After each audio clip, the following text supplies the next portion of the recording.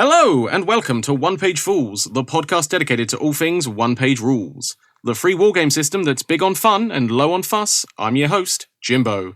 And here's the first of my soon-to-be many co-hosts, lead artist for all 2D miniatures at One Page Rules. It's Ethan, aka Vurunna! Hello, it's me. I'm here on the podcast.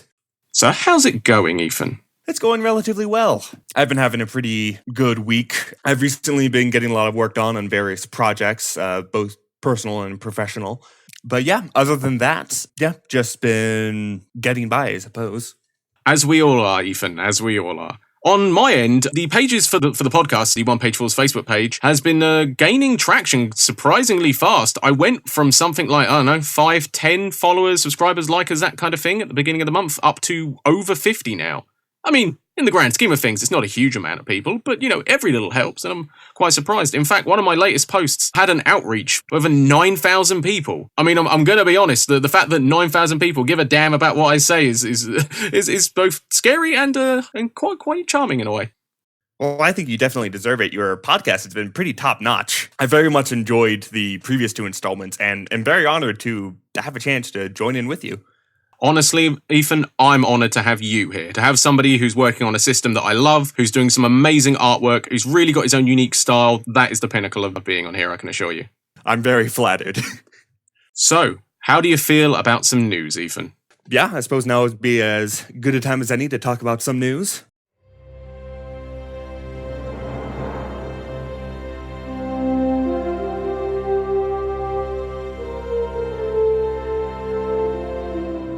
The news! Well, so far we have a regular cornucopia of news today. We've got the return of Wylock back to the community, the Darkness of In campaign, the 2 new updates for the new Sellswords game and the Arena system. So Ethan, what do you think of the Darkness of In campaign? Well, I think it's been pretty incredible. I think the story has been very riveting so far. It immediately caught my attention and got me very invested with the characters and sort of their journey as they, go on this battle between good and evil, vampires and nobility and intrigue and all this wonderful nonsense going on. Yeah, I've really been buzzing to it. I know it seems kind of cliche considering I went mad about it last episode, but it's just there's something about this kind of narrative with kind of Disney princess-esque vibe that with a very much darker spin on it. I'm especially liking the latest update, which adds 4 more missions, I believe, and they're all spectacular. They all have unique, wonderful rules that tie into the exact scenario, giving you a great feeling of a story unfolding. It's just good stuff, man. Really good stuff. One of my favorite parts about this recent campaign has been, for me personally, being able to work on the paper miniatures for it. They're some of my favorite characters I've created in recent memory. They were particularly fun to be able to draw out and sort of build up my own idea of how I envision these characters and their personalities.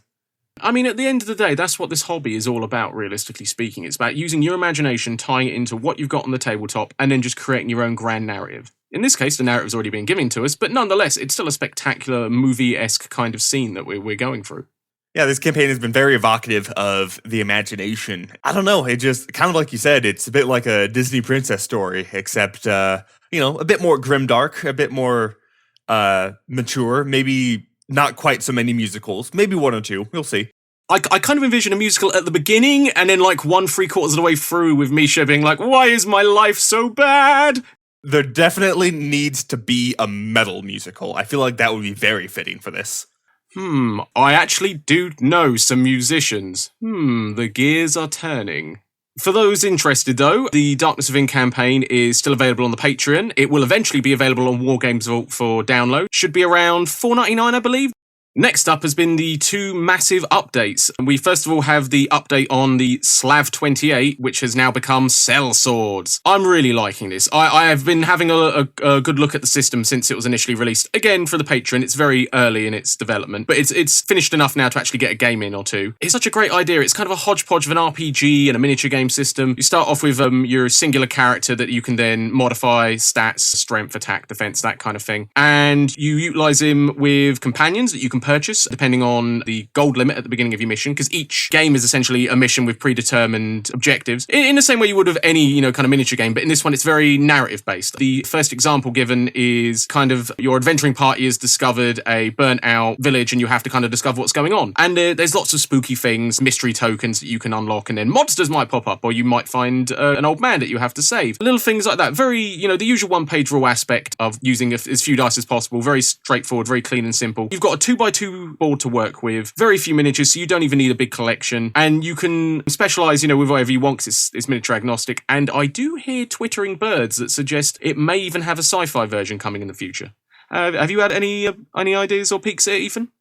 Yeah, I mean, I've done RPGs since middle school, and I've always been fascinated by the idea of more compact rule systems. I mean, don't get me wrong, I really enjoy some of the more in-depth stuff like D&D 5th edition. A personal favorite of mine has been the Star Wars Edge of the Empire role-playing system by Fantasy Flight. But the idea of just being able to pull out a sheet, quickly write up a character in a very short amount of time, and just get a game rolling right out of the gate has always been really fascinating. So yeah, personally, I'm excited to see where Sellswords takes us and how it develops. I know at least in the RPG community there's a little bit of crossover with the miniature wargaming community, obviously the usage of miniatures on the tabletop, though I also do realise that's had some backlash occasionally with things like D&D 4th edition. Never played it again, but from what I understand there was a bit of community problem with them trying to push it more as a miniature game than a role-playing game. Either way, I think the fusion of bigger story with more miniature action is always good, because sometimes things can get a little bit rote when you have just, here's my army, there's my army, we're going to punch each other in a game of Battle of the Flag. We want a bigger narrative sometimes, and I think this can really give that. Yeah. I think the idea of knowing not just like, oh, we're here to fight each other to death, but knowing like, why are we here to fight each other to the death? The important things in life. Yeah, and as far as I'm aware, in the future, the game will be on the main One Page Rules website, with certain missions being relegated to being free, also on the One Page Rules site, but some of the more complex missions being placed on sites like Wargames Vault or potentially the Patreon, which makes sense. It'll be enough for both ends of the spectrum. Next up, we have Arena, the hexboard system that utilise both sci-fi and fantasy miniatures in Grimdark Future Arena and Age of Fantasy Arena. Both of these have been getting a lot of tinkering from One Page Anon. On the Discord, for example, I've seen a lot of concerned debate back and forth about the best way to improve it. A lot of focus being on necessarily the board itself, because not everyone has a hex board at home, which is kind of a big deal if you're trying to sort out a game. So the idea, from what I understand from the latest installment and upgrade, is to remove the hex board completely, simplify, and allow more people to have more fun easier. Even, interestingly enough, giving you the option to convert the hexes into pure movement. So you're going from a hex board to no board, to even just a 2x2 board that's roughly, the same kind of size if you were using a hex board in the first place. Either way, though, it's a great idea, in my opinion, because they're trying to cut out a lot of the print and play stuff, which is not necessarily something everyone has or wants to do. You may not have enough time or money to print out boards and things like that. So now it's just been relegated to something you can literally just run using your phone and some miniatures. Yeah, I've been interested in the idea behind Arena for a while now. Again, it's something where I haven't personally had much of a chance to focus on it. I mean, I spend most of my time just in the core games of One Page Rules. But it is interesting to see how much it's developed and started to really grow as its own idea of a game. I mean, of course, the hex-based board system, as I understand it, was inspired a lot by games like Warhammer Underworlds. And to see it now going away from that and going towards a more traditional board state really gives a sign of One Page Rules kind of once again taking its own path and becoming its own thing, which I always think is really cool to see. Oh yeah, definitely.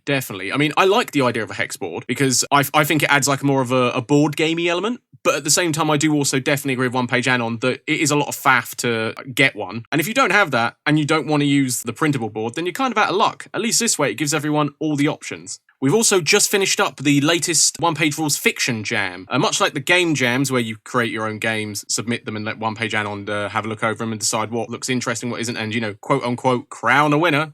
I mean, no one really wins anything, but you get the feel. You get the idea. We've literally just finished the latest one, with the theme being Haven. So, a home, a safe place, that kind of thing. I admit I entered myself. I actually managed to finish something this time. Unfortunately, the last couple of times, either some mental or physical health issues have caused me to not be able to compete properly. But I'm just really happy that I managed to enter something.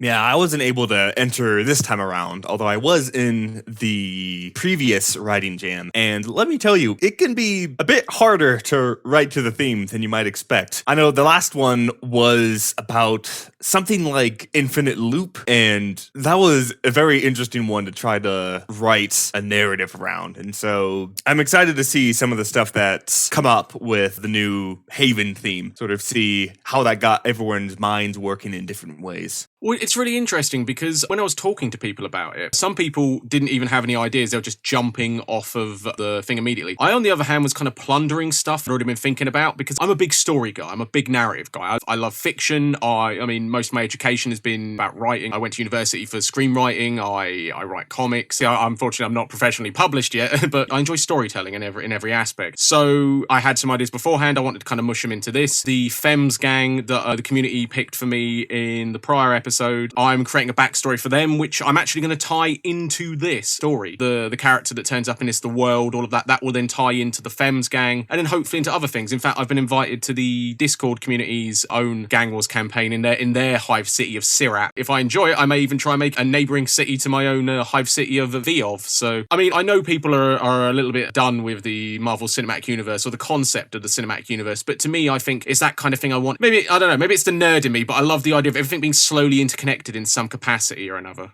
That's one of the things that I definitely enjoy with story making. I mean, personally, I have some of my own stories I have, and the main premise about them is that they all exist in this same stupidly massive world. They don't really need to, but I make it happen anyways because, you know, it pleases the nerd in me. But yeah, that's also something that I very much have enjoyed with One Page Rules, is being able to come up with those stories for characters and all that. I do know writing for the setting of One Page Rules and, you know, kind of this idea where you're drawing a lot of inspiration from different places, you know, particularly the Warhammer setting, but also making the attempt to try and make what you write be distinct from Warhammer. It's a very fascinating and fun challenge, I gotta say. Yeah, definitely. I mean, when you look into it, you start off with like the stereotypical trappings of things like Warhammer or other war games, because there is always a very big kind of cliche setup where you always have a crazy religious faction, you have a rambunctious orc faction, you have sturdy dwarfs, that kind of thing. But then you spin with it. Like one of my ideas, which I haven't really done much with yet, is within One Page Rules, there's the concept of the God King for the Battle Brothers and the God Queen for the Battle Sisters. Now, traditionally, people would look at that and go, oh, that's a very Warhammer thing. But in my interpretation, in fact, they're both incredibly powerful psychics, but they're also incredibly ancient, and they were a couple at one point. And now they're separated, and this whole Battle Brothers, Battle Sisters thing is just like a really nasty breakup, spiteful kind of thing, which adds like a very humanistic, petty element. Yeah, that's a lot how I see it. I know in my own personal stories that I've been coming up with, I like to imagine, you know, humanity used to live under this one emperor who, rather than like the god emperor of mankind of Warhammer, is a bit more like a Palpatine, where he was this very powerful figure, and I imagine him even ruling for like 1,000 years, but at the end, he was only human, and in my version of the story, he ends up kind of blowing everything up and driving the entire galaxy into chaos. And the story basically kicks off with he's just died. And so humanity is all in the uproar from the aftermath of this ancient, probably evil emperor who's just died. And now everyone's fighting each other for control, while all of these other alien nations are trying to not die in the spreading fires of havoc that have resulted from all of this. That's really cool. I kind of like the riff on Star Wars, but with like a more like wargamey kind of tone, where it's like, yeah, it doesn't, because obviously in Star Wars they do kind of have the whole, oh, there's an Imperial remnant thing, but everyone more or less is like, hey,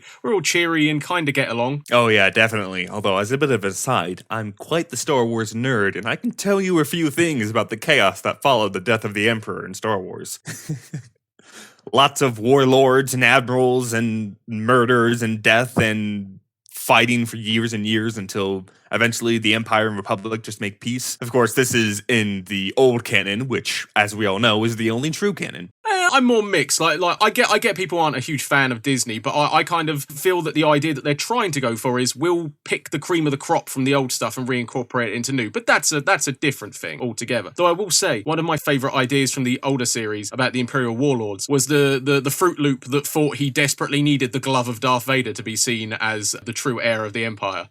Definitely lots of fun character and some of the old canon. One of the things I find most fascinating about the reinterpretation of the One Page Rules fiction, and just, reinterpretation of it through like war games fiction in general, or like the cliches and tropes, is the concept of the Space Dwarf. Because, as you yourself said, a lot of people kind of base their ideas about sci-fi wargaming off of Warhammer and Warhammer 40,000. But because the Space Dwarf concept died an early death, there's not really much for people to base on other than, I'm a space Viking. And I don't know, I really like the fact that it's a very free, open concept to run with. Yeah, I know personally, I've always been kind of really interested in the dwarves from, Warhammer, or as they would probably be known, the Squat. Because, I remember back when I was a kid first getting into Warhammer, I remember one of the old guard telling me about the Squat and how they were, eradicated by Games Workshop because they weren't selling or something like that. And so I've always been kind of like, had a bit of an interest in them, even if they're not the kind of faction that I would really play myself. Just the idea of these dwarves off doing their own thing in a galaxy where they really don't necessarily belong. It's just a very fun idea. And so I think seeing more space dwarves out in the world is definitely a good thing. Yeah, I love dwarfs. I'm a big dwarf fanboy. I have something like 10,000 points worth of dwarfs, and that's in a Games Workshop's point system. That's not in the One Page Rules point system, which kind of balances things on the more expensive side for the smaller games. So I'm literally drowning in stunties. But at the same time, it's kind of understandable when you look at me and consider that I'm bald, short, I have a massive beard, and I've got northern blood in me. So I was always going to be kind of leaning towards the dwarfish side of things. In fact, my partner's suggested that for Christmas she might be getting me a big horny helmet to run around in. Yeah, meanwhile, I'm just about the opposite, where I'm very tall, and physically incapable of growing a beard, and probably, if I had to say, I'd probably line up best with a treant. So, as the news winds down, I want to give two shout-outs. First of all, to the king himself, Wylock, returning to YouTube. Wylock, for those of you who don't know, is one of the biggest YouTubers to take a great interest in One Page Rules. His work is legendary amongst the community, not only because it's some superb video content, but also for his amazing crafting skills, which shows many people how to make anything practically out of junk, or even the most basic of items. It's incredibly impressive, and I'm very glad to see he's back. I have to say, I was super excited when I saw that Wylock had come back. He is one of my all-time favorite YouTubers, just in general, and especially as a crafting channel, I have to say that he's my favorite. He has a style of crafting that's just very much beginner-friendly, while also having very good-looking results, I feel. Like, everything that he makes, it's the kind of thing where I feel like I could try and make that at home and come up with relatively good results, and, not be forced to resort to open corrugation on cardboard and various just whatever scraps I can cobble together on my own. Yeah, I've been inspired not just by his work, but the fact that, frankly, that because of the pandemic we can't game, so I've been desperately making my own terrain, and his videos have greatly helped. Though I will admit my latest piece initially looks like a bit of pizza, considering it's just cardboard slathered in grout painted red. But we're getting there. I haven't put any pepperoni on it yet, so we're doing okay. Well, who hasn't dreamed of wanting to fight on a giant pizza? I mean, pizza boxes are made of cardboard. You craft with cardboard. I think it's only the next logical step that we start crafting pizza for our games. It would be the respectful thing to do, One Page pizza rules when? Make it happen, One Page and on. But yeah, I do know also, Wylock has been a really good proponent for promoting One Page Rules with his battle reports that he made back in the day, when COVID wasn't as big of a problem. I think he was one of the people that kind of got my ears perked up a bit more towards One Page Rules when I first started really getting into the system. And finally, I just want to do a shout out to Schnickers of the Discord group and also one of the compatriots of Ethan here. In this case, Schnickers works on a lot of the tech side of One Page Rules, stuff like the army builders and list builders. Lately, his work has been absolutely invaluable, allowing army books to be built, points lists to be created, and also massively aiding in the fiction jam, considering that some of us have issues with the template system. I myself don't actually own Word, so it was quite hard initially to get stuff running.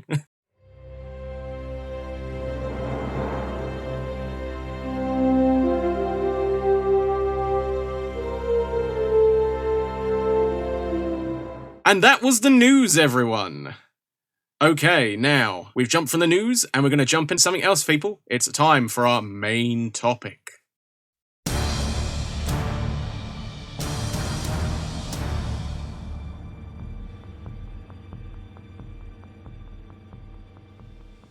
And our main topic for today is an interview. The first for me and the first for Ethan, I'm guessing. But we're here today to interview Ethan about his entire career within the One Page Rules aspect, and a little bit more, because why the hell not? So, Ethan, would you be able to tell me a little bit about your gaming history before One Page Rules, and including One Page Rules, of course?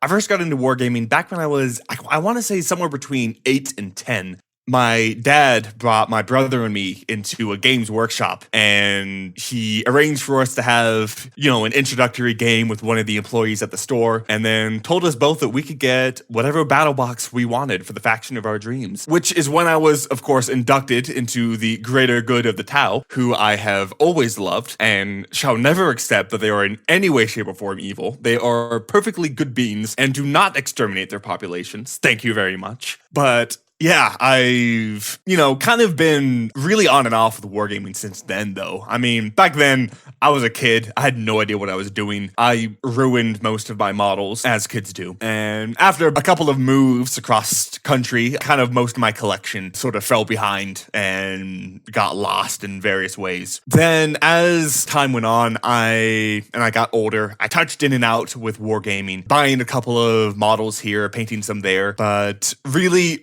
spending most of my time, I guess, more dreaming about wargaming rather than actually partaking in it. Thinking about all the models I'd want to buy and paint and play with. But then when I bought them, I'd never want to paint them. When I painted them, I never wanted to play with them. And when I played with them, well, none of the rules ever really worked out. I mean, when you're a high schooler with no real reliable income and getting into Warhammer costs $300 for the books, it can be a bit discouraging at times. Be a bit hard to get into the hobby. And so then, even as far back as, probably middle school, I was looking into alternatives to Warhammer. And I think that's around when I very first heard about One Page Rules. I don't think I ever played it back then. It was more just on my radar for a bit, and I kind of went about all my other gaming stuff. But as time went on, I eventually started to get a bit more and more of an interest of wanting to find a nice, easy, simple war game system to be able to play with. Eventually, I came back on One Page Rules, and I didn't at first have much interest in it, primarily because at the time, I was really caught up in the idea of Warhammer. And I think, how One Page Rules has all of these alternate names for all of its characters, that kind of put me off at first, where, I wanted to have a rule book where when I look at the stats, I want it to say Tau Fire Warrior, not TAO Grunt, which back then I was a bit pickier about things. But as time went on, I kind of started to realize a bit more of the value of One Page Rules and, started to not care quite as much about the specific branding of Warhammer as I kind of honestly began to lose a lot of interest in the setting anyways.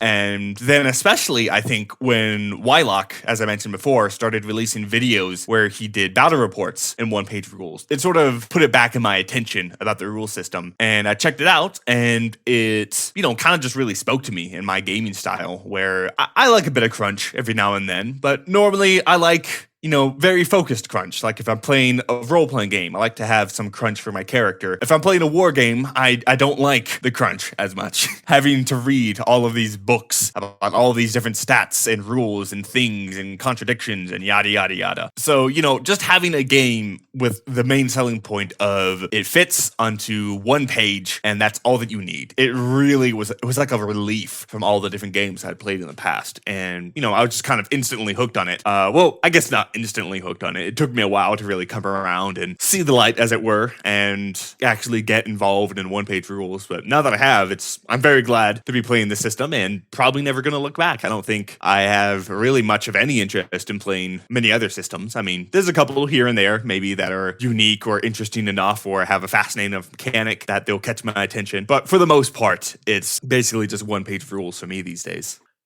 So, looking over your DeviantArt, I was quite intrigued by the sheer amount of 2D miniatures you've got. What is it exactly that drew you towards the 2D miniature concept? Because doing some research myself, 2D miniatures are kind of a very old school aspect. They were a big thing during the original creation of Wargaming by H.G. Wells himself, and then it kind of died off for a large period of time. Then obviously there was the resurgence, but with plastic metal miniatures being so cheap at the time, it seemed to kind of phase out. And we've had something of a renaissance with them, with a lot of paperwork stuff being available available vis-a-vis the internet and also through professionally produced books. I think my interest in paper miniatures for high school, playing games, then doing wargaming, looking for, ways to represent characters in a board, because a lot of classic role-playing games, of course, have, like you mentioned previously, there's that miniature aspect to role-playing that kind of crosses over with wargaming a bit. And so when you're a teenager without much income and looking for a way to get miniatures for your gaming, the easiest solution is to just, make your own. And so probably my first, I guess you would call them maybe paper miniatures, were little paper tokens that I would cut out and draw little faces on to represent various characters in my role-playing games that I would play with my friends. As time went on, I eventually began to discover some online sources of paper miniatures. Particularly, one of my favorites was Printable Heroes, who makes a wide variety of role-playing characters in a very nice style, and one which I have to say kind of inspired some of my own style later on when I would get into making paper miniatures. And so back then when I was in high school, I dreamed of creating my own paper miniatures like that to kind of get the ideas of what I wanted to make and all the different characters I had in my mind. Because, when you're writing a role-playing game and you come up with some crazy monster that you want to include in an adventure, it can be a bit hard to find the exact thing that you're looking for, especially if you find yourself having to hop between varying different sources. Maybe one guy has a really good resource for making towns guards and soldiers and all that, and another guy is really good at making monsters. But whereas with 3D miniatures, you might be able to slide getting to mix and match them together, with paper miniatures, it's a bit more noticeable when the art style changes. One guy uses gradients, whereas another guy uses hard edges to highlight his characters. And it can, for me at least, it always bothered me, the idea of having paper miniatures that all looked different, like they were made by different people. And so I always wanted to make my own, but back then I didn't really have the skill for it. I tried a couple of times. They turned out terribly, and I gave up all hope of ever doing it again. For a while, I really didn't return to the idea of making paper miniatures, but I've always been an artist, and I've always loved to draw. And I focused most of my time just on drawing characters and making little silly comics to amuse myself with, just constantly improving my art and trying to get better. Eventually, when I found out about One Page Rules, I was, going about on the forums, and I noticed some people talking about how they would be interested in having some paper models to use for the game. It felt pretty fitting that One Page Rules should have paper miniatures, given that it's a game that's available for free, so why shouldn't you have miniatures that can be available for free that you can just print out on simple paper, fold over some cardboard, and just get a little army going? And so just in my spare time, I started drawing up paper miniatures to represent armies from One Page Rules. And at first, I kind of just started drawing primary characters from varying different armies. A battle brother here, a Tau grunt there, really just going wherever my fancy kind of took me. Not really focusing on any one army at a time, more just drawing a couple of characters for as many factions as I could. They got kind of popular, and even one fellow, James, or also known as the Wandering Knights over on Discord, even started to color in some of my characters. Back then, I was doing them still in black and white. And it was really fun to see that they were actually getting some attention, that people, were actually using these paper miniatures I was drawing. That was very flattering to me. And then eventually I actually got contacted by One Page Anon, who came to me offering to make some official paper miniatures for One Page Rules, which for me was just like a totally awesome opportunity. I mean, I had dreamed of becoming a professional illustrator and being able to make money off of doing stuff that I love, just drawing characters, which I'd done in the past. I've had a couple of commissions before that point, but this was one of the first times where it was me drawing something that I just wanted to draw anyways. And so that's when I first got started with making official paper miniatures for One Page Rules. And I began at that point to color the characters to try and make them a bit more professional, as well as James did alternate color schemes. That's why you get two color schemes, one by me, one by James. As time has gone on, I've continued to work on it and continued to make more and more characters. One Page Anon has been wonderful to work with. Absolutely great guy. and has been, continually ordering stuff for me. As time goes on and more patrons come into One Page Rules, One Page and On has been making bigger and bigger orders for more and more paper miniatures, and I've been more than happy to oblige and just, be able to focus even more on my passion, which is just doing art and making paper miniatures. Well, it's just super fun. Most people have their hobby aspect of wargaming is buying miniatures, assembling them, painting them. For me, I always, wanted to get into that, but I always found that when I tried to, I didn't really enjoy it as much. And so drawing and coloring characters on a computer is for me what building and painting models is for other people. Where for me, it's more liberating because I can create whatever character I want. And once I make it once, I can make them as many times as I want. I only have to draw a soldier one time and I can print out 100 soldiers now. It just has that unique appeal of being where everyone is in the same style and everything is exactly the way that I wanted it to be, instead of having to settle for whatever I could find online that fit. It's a very fun way to experience the hobby. For myself personally, it makes the best use of my skills of what I've acquired over the years. Overall, though, it's been very fun. I've very much enjoyed working with One Page Rules to create official paper miniatures, and I look forward to making more in the future. Awesome. One thing I'm really intrigued by, however, is your art style. It's very distinctive. Looking at it, I get a lot of reminiscence of Jonan Vasquez and a little bit of Dan Paladin. Vasquez, of course, of Johnny the Homicidal Maniac and Invader Zim fame, and Dan Paladin of Alien Hominid fame. The Flash game then went on to be on multiple video game systems. I have to be honest, you could not have given me a greater compliment.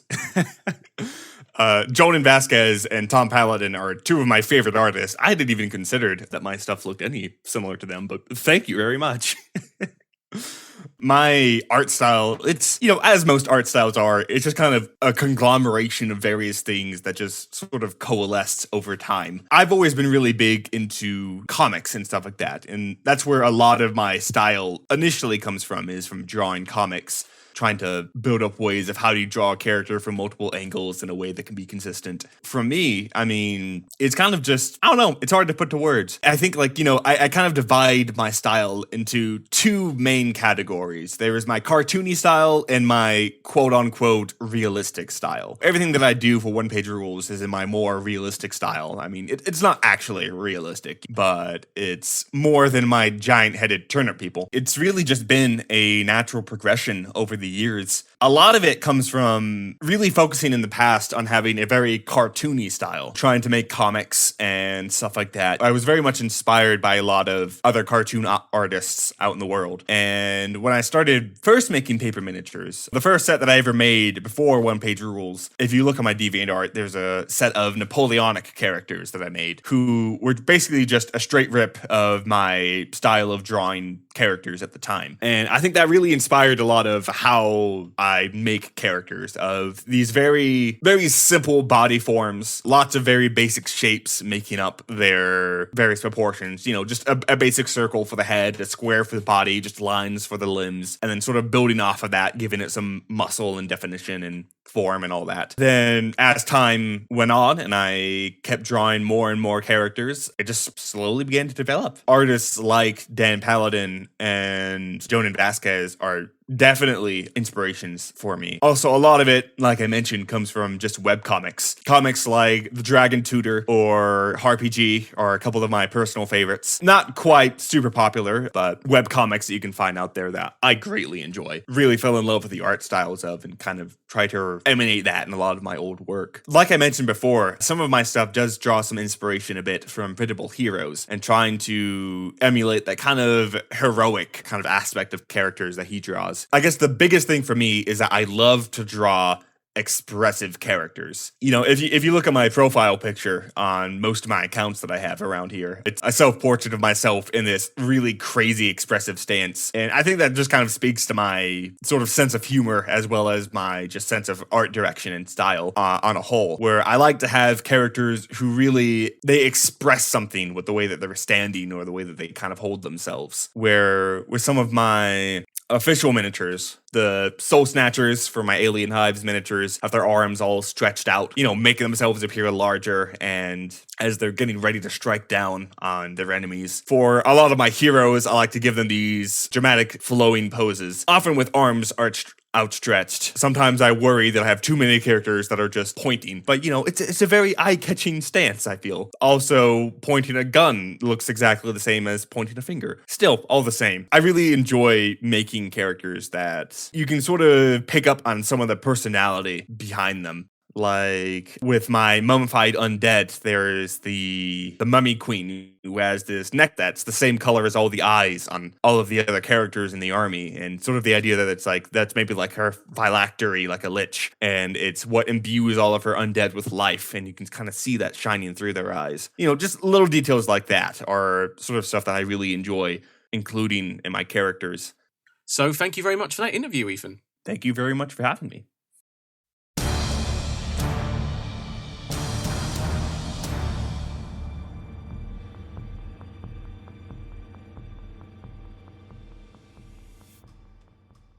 And now we go from history to mystery, the rumour machine. Would you like to do the honours and pull the lever, Ethan? Yep. This box arrived at my door the other day. I'm not entirely sure how it got there. I didn't hear the mail truck. It's big. I barely fit it through the door. How did you get this here? There's an entire ocean between us. The shipping must have been astronomical. The rumour machine has its own way of doing things. I kind of suspect it works partially through FedEx and partially through a subdimension. It sounds about right. Yeah. Okay. I see a lever sticking out of the box it came shipped in. I don't know why that makes sense. I don't know how that makes sense, but I pull this, I guess. Give it a pull. All right. There we go. Okay.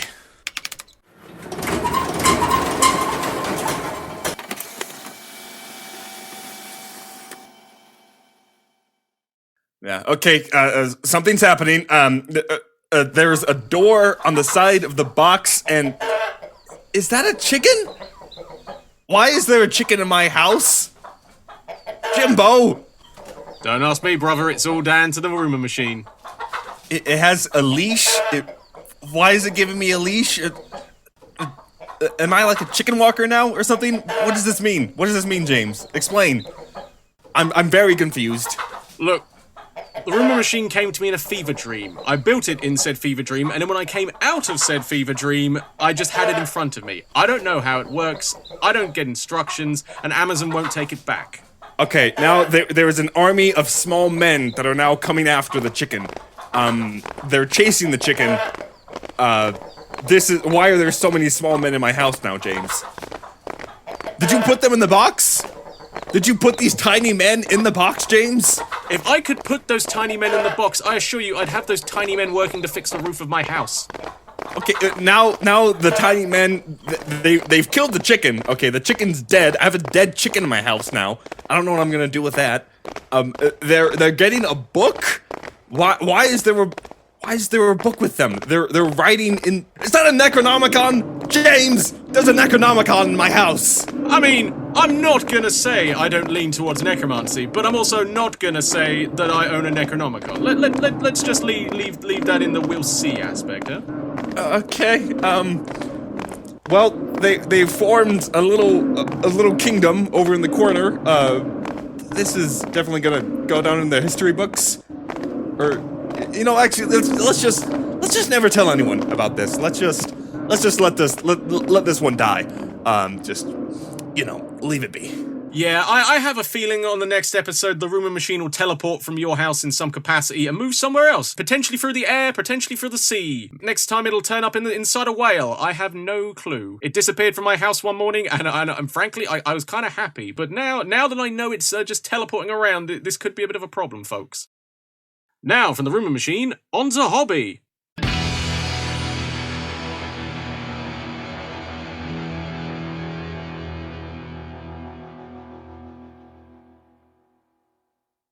So, Ethan, what have you been doing hobby-wise lately?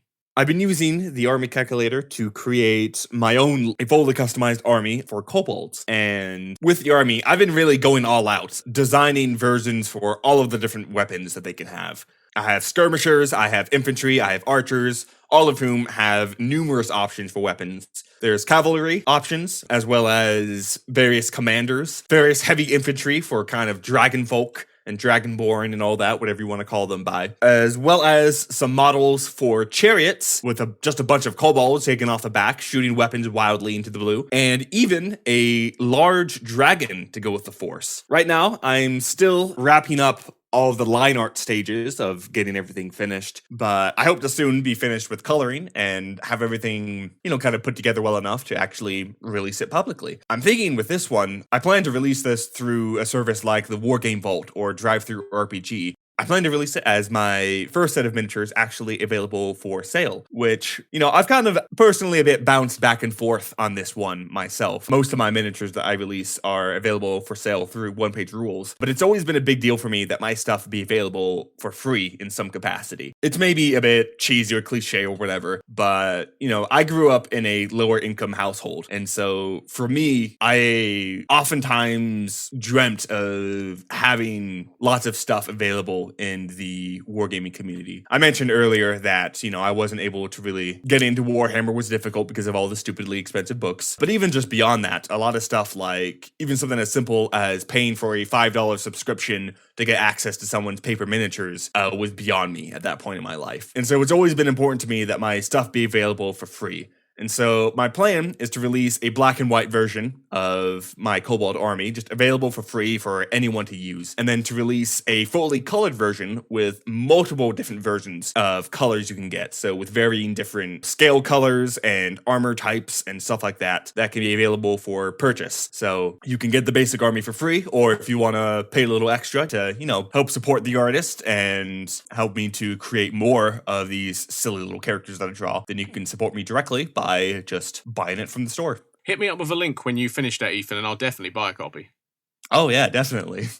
But I do understand what you mean. I mean, I myself come from a single parent family, very much working class background. Getting into wargaming was difficult for me. Very difficult. I mean, my first true starter set was the 6th edition Warhammer Fantasy box set, and that was a Christmas present. And frankly, I didn't get anything else for a long, long time because, as you say, it's very expensive. And I, to be perfectly honest, get quite frustrated with that because I feel that with this kind of hobby, it promotes a lot of good things, promotes a lot of education through mathematics, through imagination, through storytelling. And, I think that should be more available to more people, irrespective of your background, how much money you've got. It's seen as a niche hobby compared to things like video games or sports, but I feel that, part of the problem is the cost. And I think if we can make it as free as possible to as many people, then we can expand this community into a much wider fan base. Yeah, I totally agree with that. That's always been kind of my viewpoint as well. And, that's also one of the things that I love about One Page Rules is that it is just this freely available rule set that is frankly really good. And, the fact that you really can just print out a bunch of miniatures for free and color them in yourself and just get a free wargame. Well, on my end of the hobby, Ethan, as I mentioned, I've been working on some scenery, just trying to make more stuff for Gang Wars so I can really get this Fems gang going. I put some pictures up on the Facebook of some Mars Attacks terrain I've been doing, because I went into their Kickstarter years ago. Loads of like ruined buildings and stuff to work with, but it's very like modern day, so I want to cyberpunk it up a little bit. Had a few little jazzy bits here and there. And actual like figure-wise, I've just started work on the main character in my fiction piece, because I based him explicitly off a miniature I own from a range called Cobalt 1. The miniature's called Revenant, but I've rechristened him as Absalom Sill, kind of a bounty hunter with a mysterious past in my cyberpunk city setting of the Gang Wars, a V-of city. Yeah, sounds like cool stuff. I mean, cyberpunk has always been a really cool setting. And I mean, aside from some kind of disappointing game releases recently, it's always really exciting to see stuff from. So, wrapping up now, we're going to talk about the results from my last poll. As you know, we had the first poll, which was about what kind of gang I'd have in Gang Wars, and then the second one was if you people were interested in tournaments or like organised games days. It was quite interesting, actually. There wasn't a ton of votes, only about 18, but equal attention was actually given on yes, no, as in like, do you want one of these tournament or a games day, or would you not like a tournament? They were perfectly equal, in fact, with runners-up being generally that people want Grimdark Future out of anything. So, some interesting information there. I don't know how we'll use that in the future. I mean, I did have a few people explicitly saying they would prefer just generic kind of, hey, let's all meet up and play, but no competition aspects. But either way, I'm really thankful that everyone's been talking about it and giving us data to work with. And with that, I have to say, thank you very much, Ethan, for appearing on the show. Yeah, thank you very much for having me. It's been a pleasure. Honestly, it's been a pleasure on my part, dude. And remember, everyone, Ethan is always available for commissions for any artwork needed. Please give me money. I need more. Thank you, everyone, for listening. And I want to just say goodbye, good luck, and I hope you guys have a great time and great games. Fare thee well. Goodbye, everyone.